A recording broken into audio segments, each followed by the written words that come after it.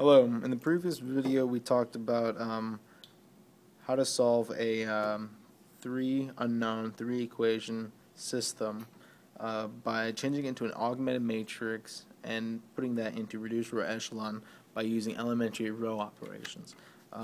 So far, we have done the first step, or second technically in this case, where we added -1 or times the first row, okay, to the third row, so we could get all zeros under the main diagonal.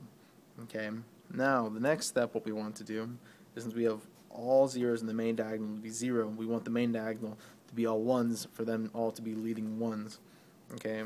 Now to do this, we want to multiply the second row by 1/4. Okay, because the main diagonal already has 2 ones in it except for this middle one, and since we don't want fractions in the top row, we're just going to multiply it by 1/4.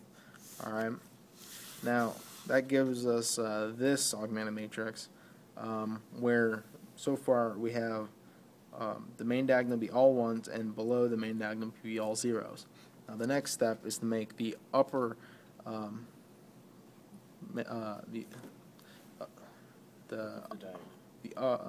above the main diagonal be all zeros.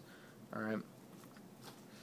To do this, okay, we have to add -3/4 times the third row to the second row.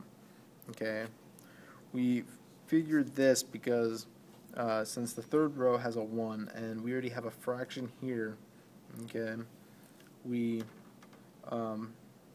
just multiply it to have a negative number to get a and then add it to the second row so that it could be 0.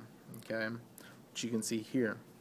Okay, all that's left now is these two 2's, all right, and to make them 0.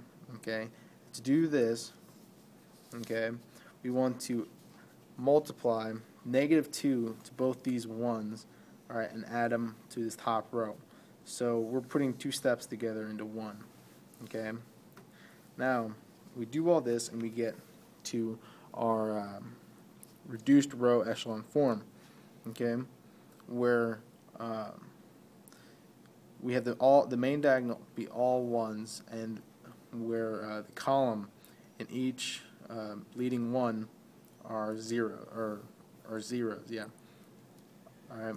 Solution. And now our solution, okay, is what we have left on the last columns, which was our answers. All right.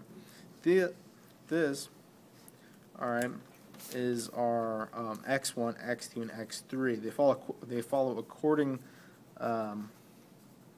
to the first. If you look up here, the first coefficient, where the first coefficient would be second and third. Okay, so x1 is 0, x2 is -1/2, and x3 is 2. Okay, now if you want to check this after you've done all this, because sometimes there can be a lot of mistakes that you could do. Okay, you can plug these numbers back into one of these equations or all 3, and if you get out to the answer, then you're fine. Okay, and that's how you solve. Well, let me sum up what I did. All right. So basically, what I did first was I changed this into an augmented matrix. Okay. From this augmented matrix, I used elementary row operations to put it in reduced row echelon form. Okay.